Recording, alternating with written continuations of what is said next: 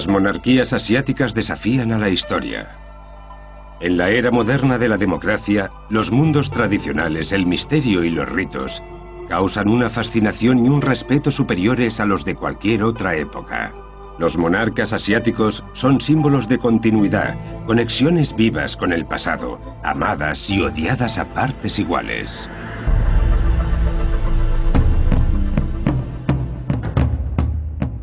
Las familias reales parecen un anacronismo, reliquias de tiempos antiguos. Y aún así captan a sus súbditos con un aura que no logran para sí los políticos, por mucho que lo intentan. No hay mejor ejemplo para esto que Camboya, donde la majestuosidad y el esplendor de los grandiosos reyes de Angkor siguen pesando sobre los líderes modernos. Son el símbolo de la nación. Sin ellos, seríamos como un ser humano sin corazón. La adoración al rey ha sido y sigue siendo la base del Estado moderno de Camboya. El rey es como el agua y los camboyanos son los peces. No pueden vivir por separado, dependen unos de otros. En los últimos años, Camboya ha vivido bajo el dominio de un solo hombre, Norodom Sihanouk, cuya carrera más bien parece un libro de ciencia ficción. Rey primero, príncipe después, primer ministro y director de cine, rey de nuevo y ahora rey padre. Cuando estás tanto tiempo en el poder, te vuelves corrupto y un dictador. La corrupción y los abusos de los derechos humanos se han vuelto endémicos en Camboya y amenazan con minar el renacimiento de un país que, en el pasado, llegó a ser la civilización más importante del sudeste asiático.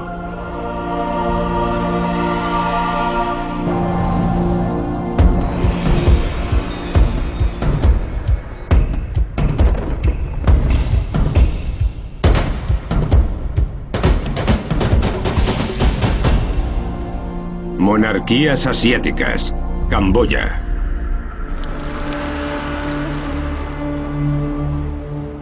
La monarquía de Camboya ha durado más de 1000 años. Ha sobrevivido contra todo pronóstico a invasiones foráneas, al colonialismo, corazones enmascarados y a la revolución comunista.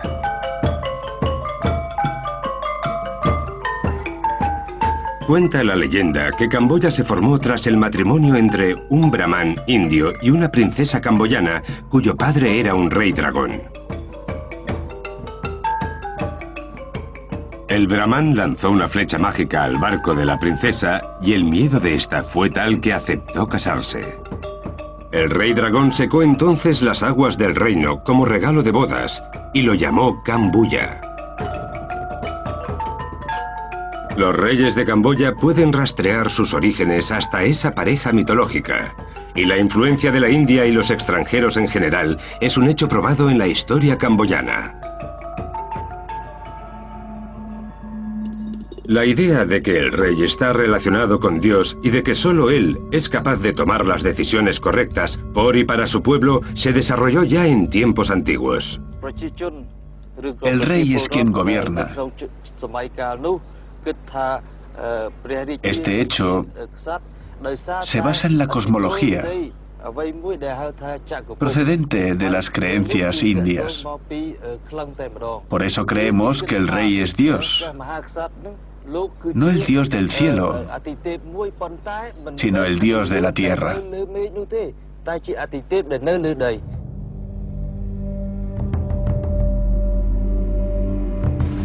A los dioses se los adoraba como a los padres de la nación, porque su misión consistía en procurar seguridad y prosperidad. Durante los años de la gran civilización de Angkor, que duró desde el siglo IX hasta el XV, esa devoción hacia los reyes era tan fuerte que la gente daba su vida para construir y tallar magníficos templos que aún hoy en día están en pie. Ese paternalismo siguió existiendo hasta entrado el siglo XX, cuando el rey Sihanouk ganó la independencia de Francia para su país y se dio en llamar Padre de la Nación. Norodom Sihanouk es el padre de la nación. La gente lo ve como símbolo del país. Protege la libertad de la gente, las tierras, nuestra soberanía y nuestra religión. El lema de Camboya es nación, religión y rey. No pueden ir por separado.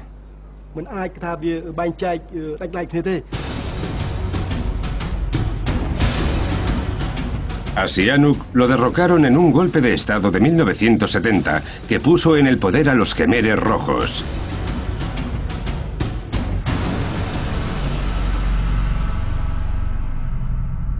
Desde la década de los 80, la política en Camboya ha estado dominada por un hombre, el excomandante de los Khmeres, Hun Sen. Hoy en día, Camboya celebra elecciones y ha establecido una monarquía constitucional a favor del hijo de Sihanouk, Sihamoni. No obstante, con los años se ha ido desarrollando una cultura de corrupción, sobre todo en las Fuerzas Armadas y la policía, que el primer ministro Hun Sen ha prometido atajar. La corrupción es el mayor problema de este país. Todos los informes de las Naciones Unidas o de cualquier investigación procedente de una organización internacional que hablan de corrupción señalan a Camboya como el peor lugar del mundo al respecto. En el índice de percepción de corrupción de 2009, Camboya aparecía casi al final de la lista de Transparencia Internacional. Los políticos esperaban un futuro mejor mientras convivían con la pesadilla de los Khmeres rojos. No es exactamente lo que soñábamos cuando nos establecimos en los campos de refugiados de la frontera con Tailandia y Camboya. Lo cierto es que confiábamos en que podríamos empezar de nuevo, en que llegaría la democracia, en que al menos seríamos libres para hablar. Soy consciente de que la paz y la estabilidad se consiguen a un precio muy alto, pero deberían darnos la oportunidad de buscar un equilibrio. 2004 supuso un punto de inflexión en la historia camboyana. Tras 60 años bajo la sobrecogedora sombra de Sihanouk, este desaparecía de repente y el primer ministro Hun Sen se apresuraba a cubrir su hueco.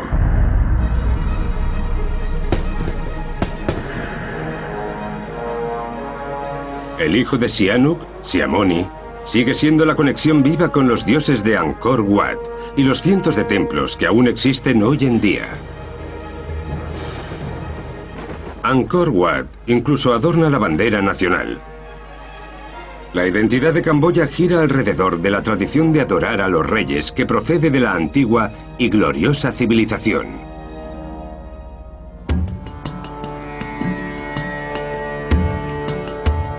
Durante los últimos 1000 años, los camboyanos han venerado a sus reyes como representantes de Dios, pero hay controversia sobre si descienden directamente del cielo o no. Creo que muchos de los académicos actuales no aceptarían el argumento de que el rey era un dios. Pero sí que el rey representaba una especie de potencia espiritual de una deidad particular, que el rey era sagrado en cierto modo y que, en concreto, los gobernantes muertos y los miembros fallecidos de la familia real se representasen como deidades en los templos. En el imaginario camboyano, el rey representa a Dios por el derecho que el brahmanismo nos enseña sobre lo que llamamos Devaraya. El Devaraya puede transformar un rey en un dios. El brahmanismo era el concepto de adoración al rey que se había importado de la India. El Devaraya era una ceremonia de adoración a Dios que solo podía celebrar el rey.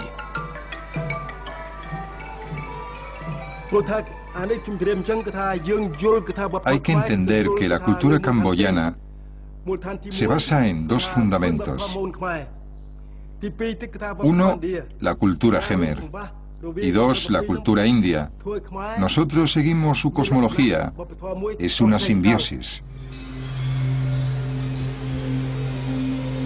En el año 802, la fusión de las dos culturas dio luz al primer rey de Camboya, Jayavarman II, que estableció las bases de una civilización próspera que duraría 700 años. Jayavarman II se convirtió en el gran rey al nacimiento del periodo Angkor, porque él unió la nación. Viajó a las montañas Kulen y creó una ciudad llamada Mahendra, una ciudad para los dioses del cielo. Jayavarman II y sus súbditos construyeron la primera ciudad de las montañas Kulen, a 45 kilómetros de Angkor Wat. El hecho de que sea uno de los puntos más altos del país no es una coincidencia. La montaña es un elemento importante para nuestra gente, para el brahmanismo. Para nosotros, el templo representa una montaña. Por eso lo construimos con forma de montaña. Y por eso colocamos a los dioses en lo más alto.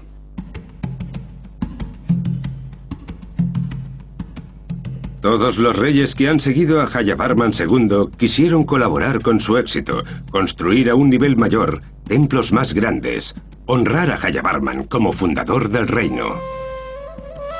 Cada uno de ellos demostró su divinidad controlando la naturaleza, al igual que los dioses, construyendo embalses y canales de irrigación. Por todo ello, el rey esperaba una sumisión ciega por parte de los súbditos y estableció un patrón de autoritarismo en el país que se mantiene a día de hoy. La gente trabajó sin descanso en nombre del rey y de Dios. Eran empresas del tamaño de las del antiguo Egipto o de las civilizaciones maya y azteca de Centroamérica.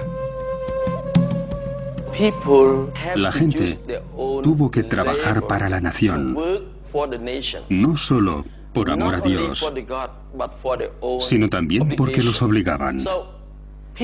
Pagaban impuestos, pero no en dinero, como hacemos hoy en día, sino en horas de trabajo para el pueblo, para la nación, para el rey y, finalmente, para Dios.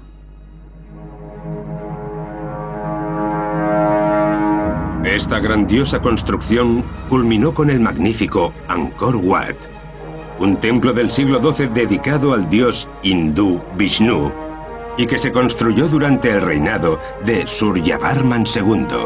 Se cree que trabajaron en él 300.000 personas durante los 40 años que llevó construirlo.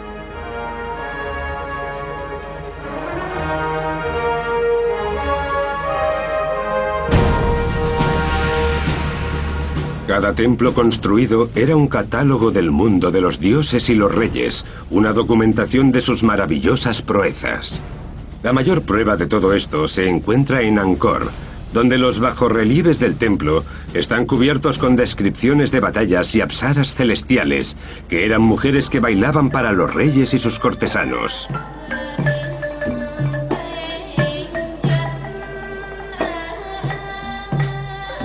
Una tradición que se ha mantenido con el paso del tiempo, aunque en la actualidad las apsaras bailen para turistas, además de para los reyes.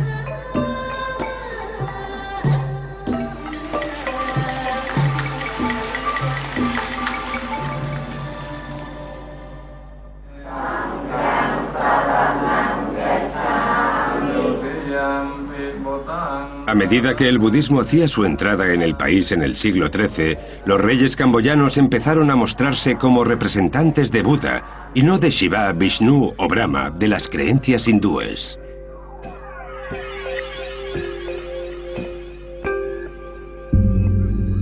El primer primo de Suryavarman II, Jayavarman VII, ha trascendido en la historia como el mejor de los reyes Angkor y se llegó a pensar que era el primer rey budista. Sus proyectos de construcción de templos eran a grandísima escala. Respuesta directa ante la invasión del Imperio Champa del actual Vietnam en 1177.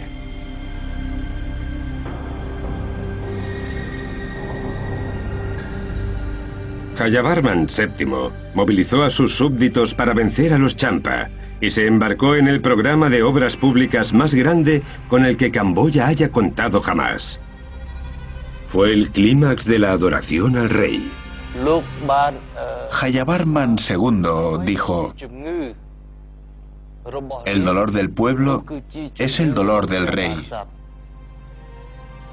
La civilización de Angkor vivía esplendorosamente, y los templos majestuosos y los extraordinarios puentes, carreteras y escuelas daban fe de ellos. Durante su reinado, el rey Jayavarman VII pidió al pueblo Jemer de su generación que cuidase de los templos, ya que no eran solo para él, sino para todo el mundo. No es solo un templo, representa la prosperidad y la cultura de Camboya.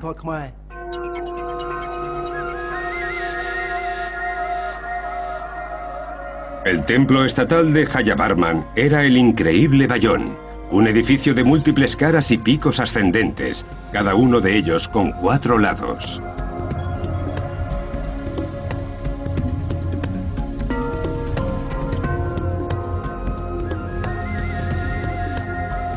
Algunos creen que estas son representaciones del mismísimo Jayavarman. La grandeza de la civilización de Angkor y la veneración a sus reyes empezaron a declinar tras Jayavarman VII. La guerra entre sus vecinos, las actuales Tailandia y Vietnam, terminaría por dominar Camboya hasta la llegada de los franceses al final del siglo XIX. En Angkor se averiaron los sistemas de irrigación y la capital se trasladó a Phnom Penh. El poder del rey disminuyó debido a la guerra y la destrucción de infraestructuras.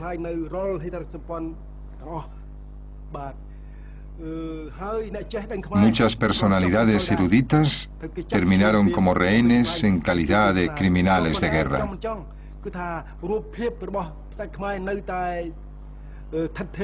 A pesar de todo ello, la gente seguía respetando, llamando al rey. El dominio de Tailandia y Vietnam sobre Camboya implicó que los reyes camboyanos tuviesen que vivir en el exilio con frecuencia o confinados en el Palacio Real. Los invasores vecinos controlaban a la familia real y designaban en ocasiones al propio rey. Camboya estaba a punto de perder su dinastía e incluso su territorio.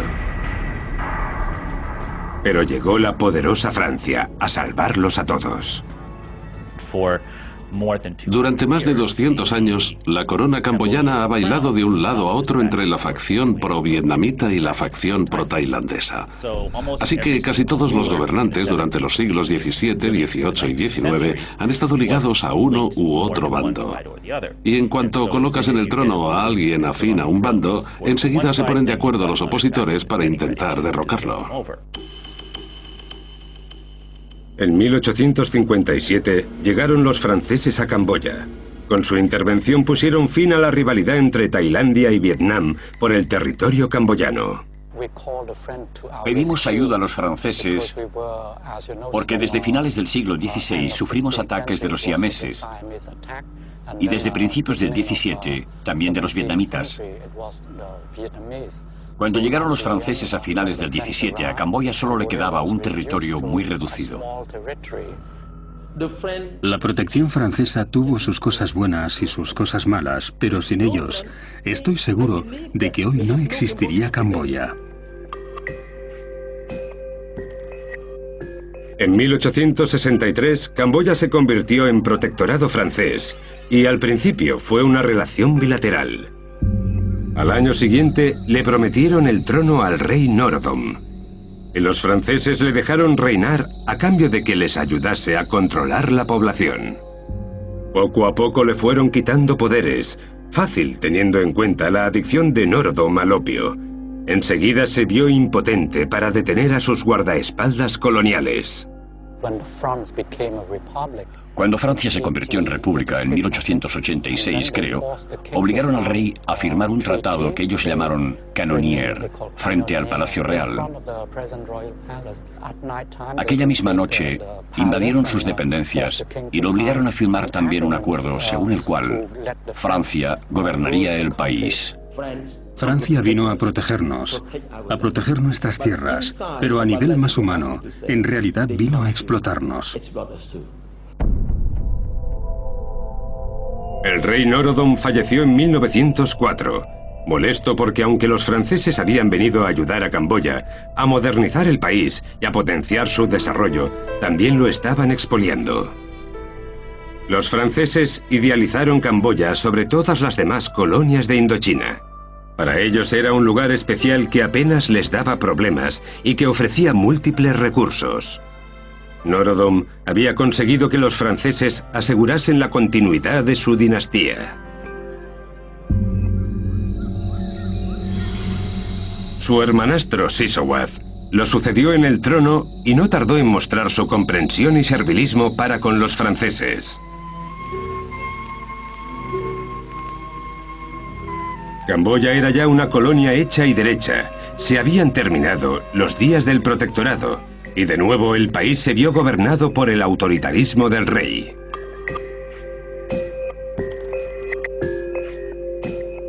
Sisowath falleció en 1927. Para entonces los franceses tenían ya el control. Mientras que Vietnam seguía pidiendo su independencia, los camboyanos eran más dóciles y fáciles de llevar. Controlar a su rey era el menor de sus problemas. En 1941, Francia decidió unir las ramas familiares de Norodom y Sisowath. Para ello nombró rey a un muchacho de 19 años, familiar de ambos, Norodom Sihanouk. Creían que como era joven, le sería mucho más fácil manejarlo. Pero se equivocaron. Dio muchísimos problemas. Creo que tenían una percepción equivocada. Dijeron, el príncipe es muy joven. Seguro que está más interesado en mujeres, música y caballos. Pero lo cierto es que él ya había estado pensando en cómo lograr la independencia para su país.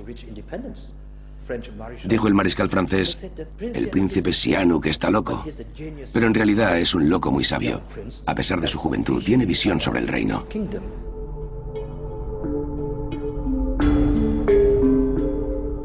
Los franceses habían designado para el cargo a alguien que se convertiría más tarde en un héroe nacionalista y que controlaría la vida política de su país durante los 50 años que siguieron.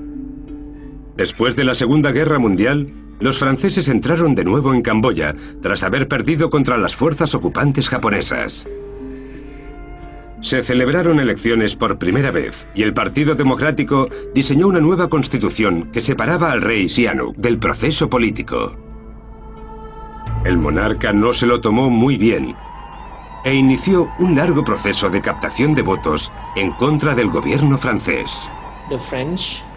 Los franceses garantizaron una nueva constitución para el país, en donde se adoptaba e implementaba la monarquía constitucional. Pero aún así, dada su personalidad, Norodom Sihanouk seguía llevando el control de la vida política.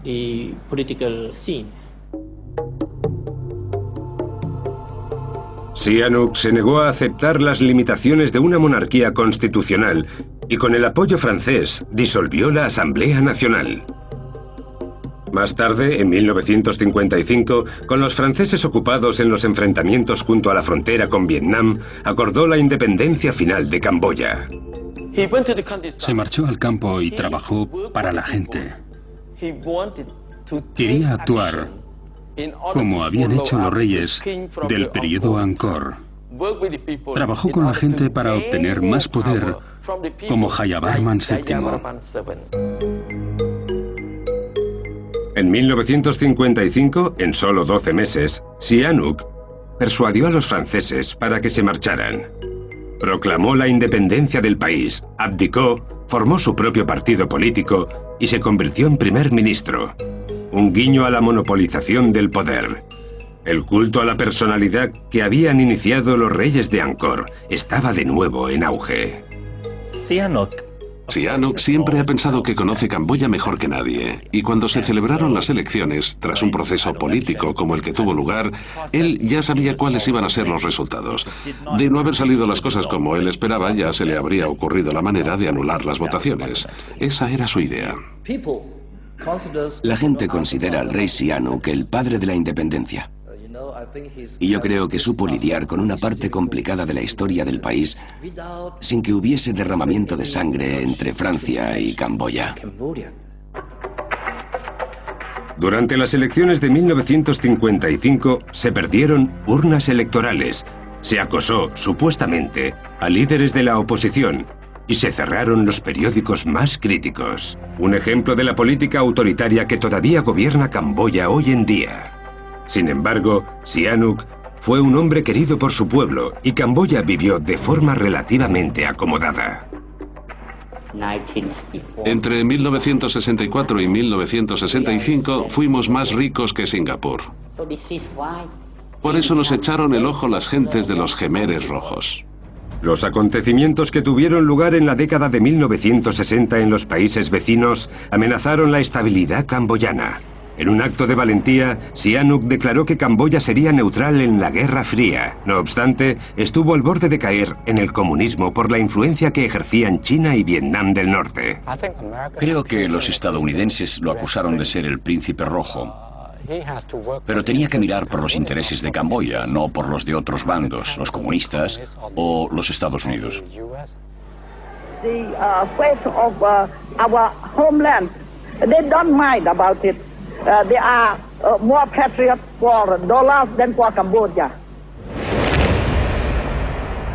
En 1963, Sihanouk dio un gran paso, cortó la ayuda económica de Estados Unidos y se alió, o eso pensaron ellos, con el bando comunista. Cada vez que alguien abre el debate sobre Sihanouk, siempre sale la palabra voluble. Solía usarse para hablar de él porque era voluble. Todo el mundo, incluso los observadores más afines a la era Sihanouk y su política, tienen que reconocer que, con su fuerte carácter, personalizaba cada insulto, cada desaire. Hizo difícil lo más fácil. Sihanouk consiguió mantener buena relación con los exocupantes y en 1966 el presidente francés, Charles de Gaulle, honró a Sihanouk con una visita de Estado a Camboya. Le gustaba verse como un hombre de Estado, alguien que infundía respeto y que era capaz de jugar con los más mayores del patio. Pero no tenía temperamento para tal cosa. No sabía contenerse cuando era necesario. Tras un momento dado, creo que cada vez menos gente lo tomaba en serio.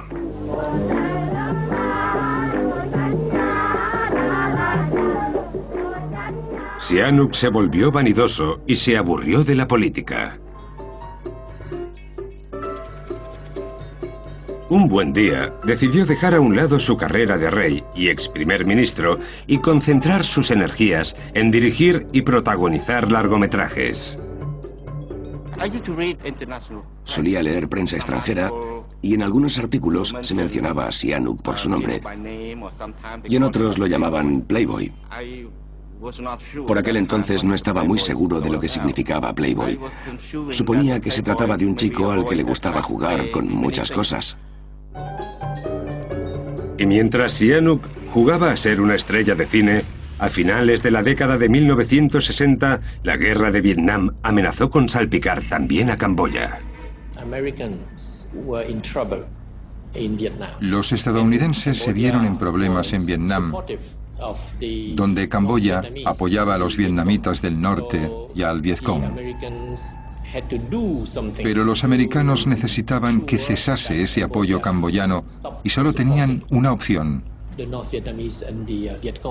¿Cuál? Derrocar a Norodom Sihanouk. En marzo de 1970, durante un viaje de Sihanouk al extranjero, el comandante militar Lon Nol inició un golpe de estado contra el gobierno. Mucha gente, incluido el propio Sihanouk, creyó que dicho golpe militar estaba respaldado por la CIA. The Lon Nol they were very ambitious. Lon Nol wanted to replace me as a head of state, and the Lon Nol since they were very corrupted, they wanted to be more corrupted without being disturbed by the blames from Sihanouk, etc., etc. So they decided together, Lon Nol, Serimata, Nixon and Kissinger, to wipe me out. No creo que el general Lon Nol hiciese algo semejante sin el apoyo de Estados Unidos. Es cierto que algunos diplomados estadounidenses me dijeron que ellos no estaban al tanto, y les creo. Pero en Estados Unidos hay muchos centros de poder. Quiero decir, el Departamento de Estado no tiene por qué saber lo que hacen la CIA o el FBI por su cuenta. Mientras Sihanouk y su padre, el rey nominal, se refugiaban en China, los aviones de guerra estadounidenses dejaban caer 10.000 toneladas de bombas sobre Camboya con la esperanza de borrar de la faz de la tierra al Vietcong.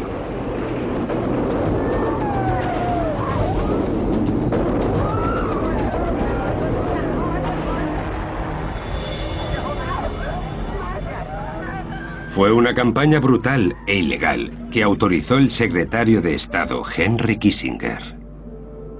Sihanouk estaba desesperado por regresar al poder y se alió con una banda de comunistas en expansión que estaban tomando el control en las zonas rurales de Camboya, los Khmeres Rojos. En 1973, durante una visita secreta a su campo de entrenamiento, incluso se puso al cuello la bufanda característica del grupo para ganarse su favor. La gente apoyó a los Khmeres Rojos por él. Fue una lucha común. Él no les pidió que se unieran a su causa, sino que pidió a los camboyanos que se unieran a la de los Khmeres contra lo que ellos llamaban entonces los estadounidenses imperialistas. Acusaron a nuestro antiguo rey de estar relacionado con la toma de poder de los Khmeres Rojos. Sin el apoyo de Sihanouk, no habrían llegado a ocurrir los gritos del silencio. Sihanouk creía que si los Khmeres Rojos lograban hacerse con el poder, él sería nombrado rey de nuevo. Pero se equivocó.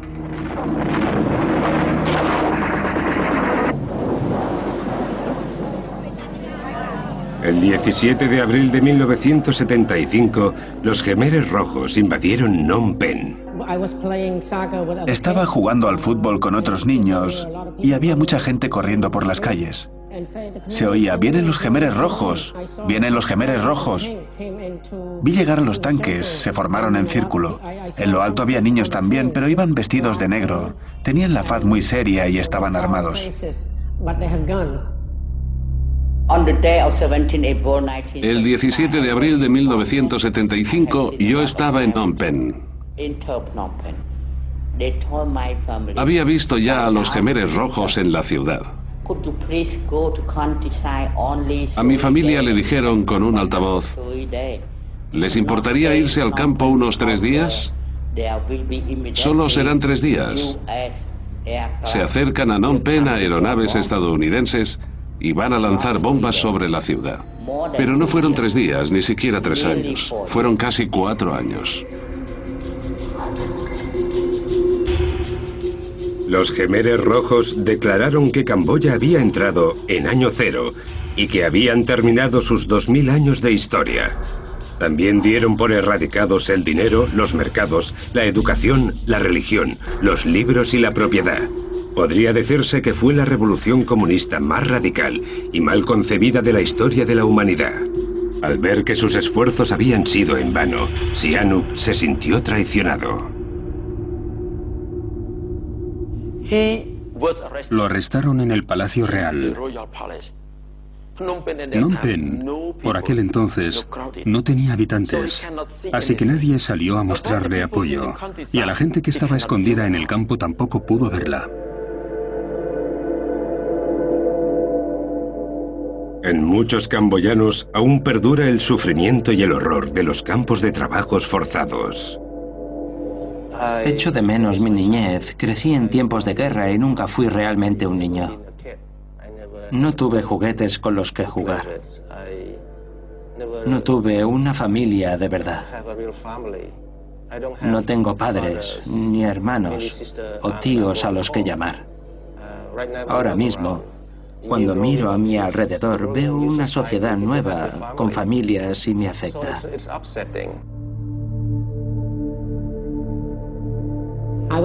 Estuve varias veces a punto de morir en una pesadilla y no sé qué hacer al respecto. Me levanté en medio de un sueño y me ahogaba. Ya me ha pasado 2 veces. Una de ellas estuve a punto de ahogarme de verdad. Casi me muero.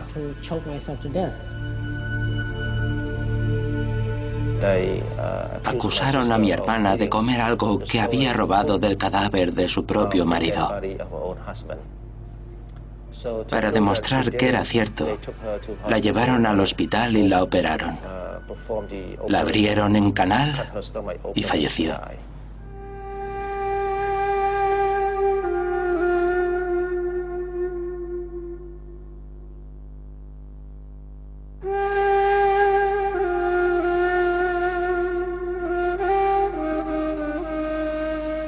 Se cree que los Jemeres Rojos mataron a casi 2 millones de personas, el 20% de la población camboyana.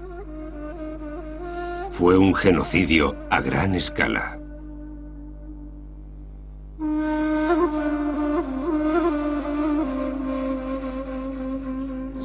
Si habéis visto la película Gritos del Silencio, que sepáis que es real. Esto es un hueso. La víctima murió aquí. Y este era su diente. Ropas. Quizá fuesen de una niña. Su pijama. Es muy triste. Eran hombres malos. Mi padre y mi tío murieron. Mi hermana de inanición. Me dio mucha pena.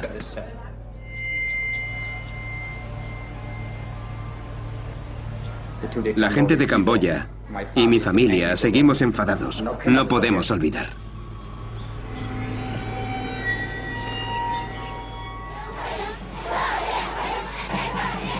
En 1979, los Jemeres Rojos enviaron a Sihanouk a Beijing como embajador.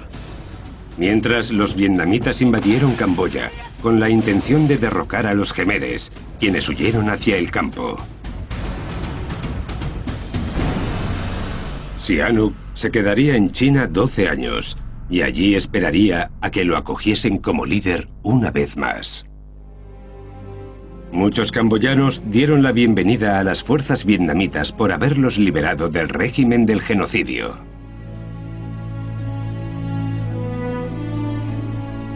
Millones de personas regresaron de los campos de refugiados del otro lado de la frontera con Tailandia. Todos ansiaban un nuevo comienzo, pero se encontraron un país al borde del desastre.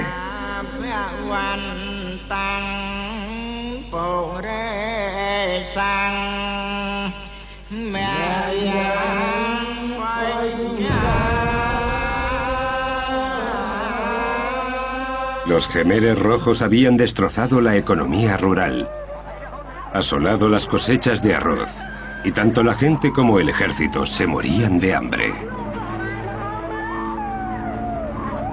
Exiliado en China, Sihanouk se negó a negociar con los invasores vietnamitas, un pueblo al que anteriormente había considerado aliado. Es comprensible ese sentimiento de traición que tenían los camboyanos por la invasión vietnamita. No obstante, también se podría justificar dicha invasión en cierto modo, pero yo creo que él sintió que había desaparecido para siempre la vieja camaradería que había tenido con los líderes de Vietnam a principios de los 70. Los vietnamitas instalaron a un excomandante de los Jemeres Rojos como primer ministro, y Hun Sen lleva desde entonces en el poder. Vietnam abandonó Camboya en 1989. Sihanouk regresó a su país en 1991. Tras años de devastación y guerras, la gente lo vio como la única opción para unificar el país. La monarquía era un puente a la historia que habían perdido durante más de 2 décadas. Tras un periodo de reconciliación que lideró Sihanouk conjuntamente con las Naciones Unidas, se convocaron elecciones en 1993. 1993 fue un punto de inflexión. Sihanouk podría haber sido presidente de Camboya y habría ganado el poder que ansiaba. Pero cometió un error por motivos personales, familiares, y perdió la oportunidad de regresar realmente al escenario político. Sihanouk decidió presentarse a las elecciones con un partido propio y monárquico, Funthipec. Al final, dejó que su hijo, el príncipe Ranariddh, fuese en cabeza, y aquello fue el principio del fin del largo dominio de Sihanouk en la vida política de Camboya. Tras el claro rol unificador que desempeñó, creo que esperaba dominar, de forma legítima, al menos la vida política. Seguramente subestimó a Hun Sen. Por alguna razón, esperaba a que Funchipech, al mando de uno de sus hijos, le diese la oportunidad de conseguir el poder, de ganar las elecciones y gobernar el país de nuevo. Pero hubo una lucha interna entre él y su hijo. Muchos querían que Sihanouk fuese presidente, pero su hijo lo impidió. Sihanouk es único. Tiene un carácter especial y es tan carismático que podría haber hecho grandes cosas por el país. Jamás habría permitido que el país se fuese al diablo como así ocurrió. Las elecciones de 1993 se consideraron libres y justas, y se decidió que Camboya tendría 2 primeros ministros en vez de 1, Hun Sen y el príncipe Ranariddh. El país regresó así a una monarquía constitucional bajo la influencia unificadora de Norodom Sihanouk. La decisión de regresar entonces a la monarquía constitucional ha sido una de las mejores que ha tomado el país. Camboya es una nación frágil. Aunque contamos con una especie de monarquía, como institución no es tan fuerte. Hace que la gente se sienta algo mejor, porque confía en que vamos por el buen camino y en que no nos vamos a matar unos a otros de nuevo. Sin embargo, el príncipe Ranariddh y Hun Sen han demostrado ser una pareja extraña. Sus ejércitos respectivos han tenido algún que otro conflicto abierto. Y por si todo eso fuera poco, los Jemeres Rojos siguen en activo y han colocado cientos de minas en las zonas rurales. Camboya vuelve a estar confusa. Durante la década de 1990, la influencia del rey Sihanouk fue palideciendo a medida que aumentaba el poder del primer ministro Hun Sen. Fue infeliz durante muchos años. Desde el 93, se ha dedicado a oponerse a toda línea política que emane del gobierno. Y no dejaba de comparar el régimen actual con el pasado. Hasta que un día, nuestro primer ministro supo cerrarle la boca. No voy a decir aquí qué le dijo, pero lo cierto es que estuvo muy acertado. Hun Sen siguió un modelo de gobierno que se basaba en los reyes de Angkor y que luego desarrolló Sihanouk. I won't stop. I won't stop if ASEAN continue interfering into internal affairs of the nation. Se celebraron elecciones, pero los votantes se vieron presuntamente coaccionados a votar por el partido de Hun Sen. Los opositores han tenido que enfrentarse a injurias y torturas, y Camboya ha encontrado por fin la paz bajo una monarquía, aunque la paz tiene un precio. La historia nos dirá, cuando no hay libertad de expresión, cuando el opositor tiene miedo y no puede vivir en sociedad, sino que se ve obligado a refugiarse en el bosque y a organizarse para luchar contra ti, entonces es que el sistema solo permite un partido, que no hay libertad de expresión. ¿Cómo se denomina un sistema semejante? Admito que hay varias restricciones a la libertad a cambio de una monarquía fuerte que defiende los intereses nacionales. Pero si la monarquía fuese simbólica, también sería impotente, un instrumento más para refrendar a un dictador. Y eso sería una gran decepción.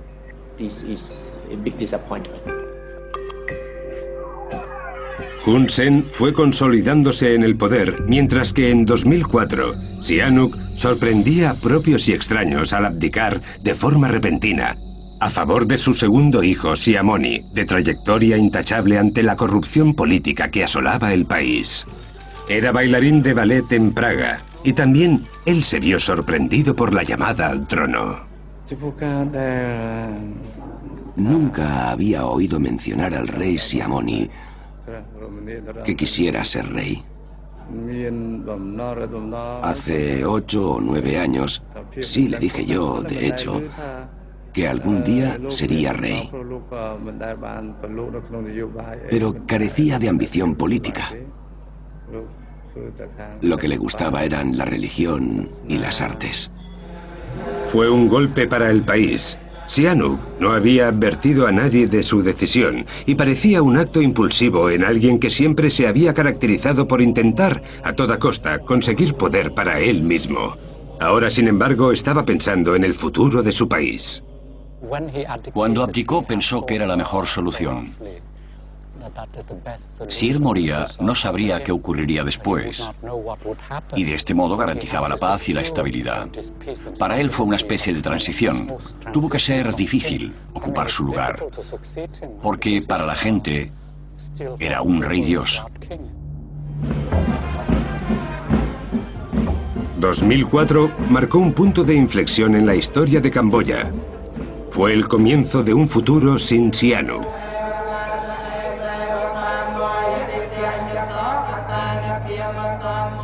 Los años que precedieron todavía habitan como un mal sueño en todos los habitantes. Camboya necesita pasar página. Ha sufrido mucho, sobre todo bajo el mandato de los Khmeres Rojos, y las heridas siguen abiertas en quienes lograron sobrevivir.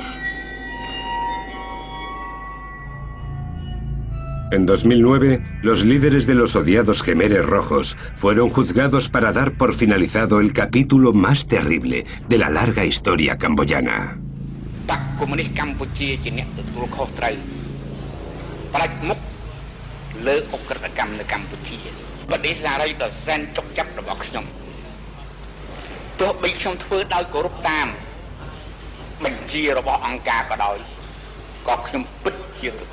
El juicio supone una base sobre la que avanzar para Camboya, sobre la que decidir su propio futuro.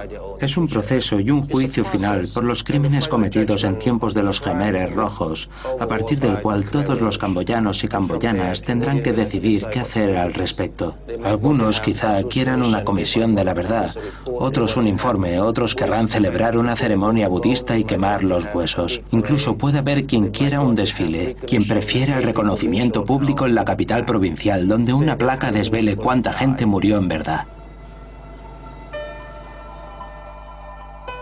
Camboya va aceptando su historia. Desde el esplendor de los Angkor hasta las maniobras de Sihanouk. Los Khmeres disfrutaron de un sentimiento innato de grandeza, como reflejo de la majestuosidad de sus reyes. El pueblo camboyano ha superado numerosas generaciones. Podemos hablar de comunistas, o de monárquicos, o de republicanos. Hemos pasado por todos esos estados. Somos un pueblo de gran experiencia. Lo que nos preocupa, lo que queremos, es la paz. Los horrores del pasado, la falta de un gobierno inteligente y la corrupción empobrecieron Camboya hasta límites insospechados a las puertas del siglo XXI.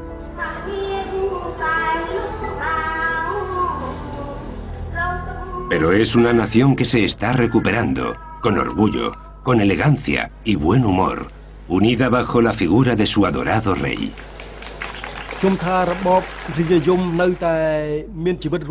Creo que la monarquía sigue viva en el corazón de los camboyanos y camboyanas.